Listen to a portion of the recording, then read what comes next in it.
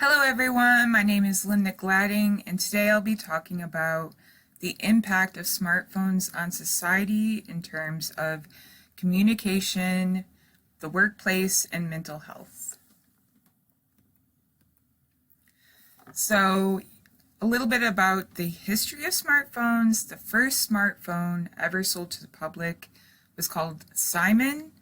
It was developed by IBM. It was released in 1994. And it actually had some of the same capabilities that our smartphones have today, like the calendar, the address book, and the calculator.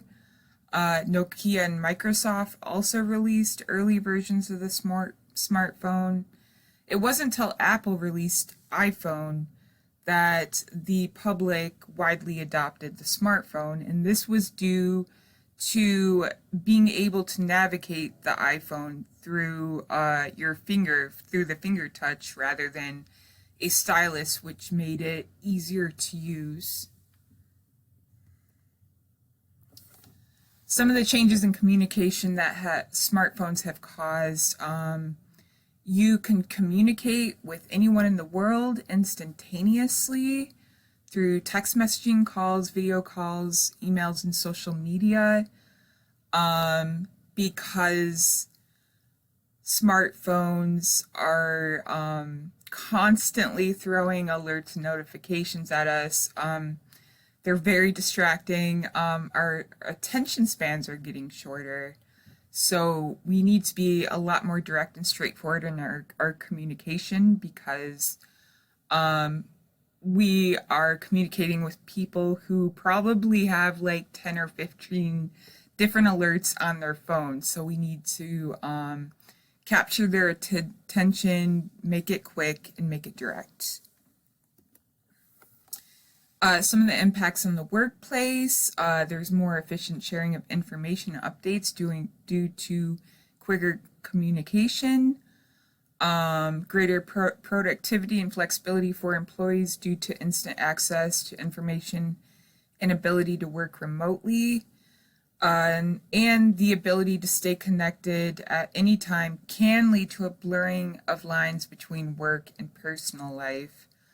Unfortunately, this is a problem. It's fairly common for someone to work at work to text you after hours and ask you about a report or a project, and as a result, work can bleed into your personal life. Some of the impacts on your everyday life. So it's easier to make payments. I am 38 years old, so I remember a time where my mom had to go to the post office and buy like a stamped envelope to make her payments with, because we didn't have that capability back then. It's easier to manage appointments and access online services, saving time and effort. You could shop anywhere.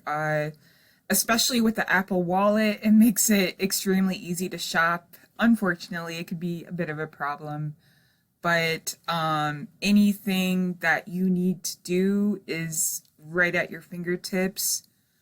There's instant access to a vast amount of information and news, making it easier to learn and stay informed.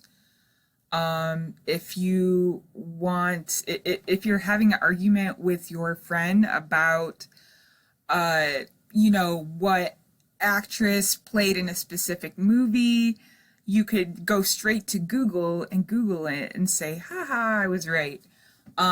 You could do that due to smartphones. There's also entertainment at your fingertips. You could watch Netflix on your phone, you could play games. You can even paint on your cell phone, which is great. But there are many more impacts that I could unfortunately not fit into this speech, but as an artist, I do have apps on my phone that allow me to do my art. So that's really cool too.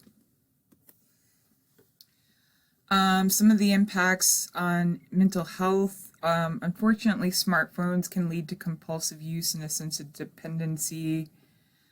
The constant stream of notifications and updates can create a sense of urgency and fear of missing out, which can lead to increased anxiety and stress. Your cell phone can interfere with sleep due to blue light suppressing the production of melatonin. And unfortunately, social media can contribute to feelings of inadequacy and lower self esteem, causing mental health issues. And some of the sources I use to make this informative speech include the Department of Psychiatry at Columbia, Mobile Industry Review, GCU, and ResearchGate.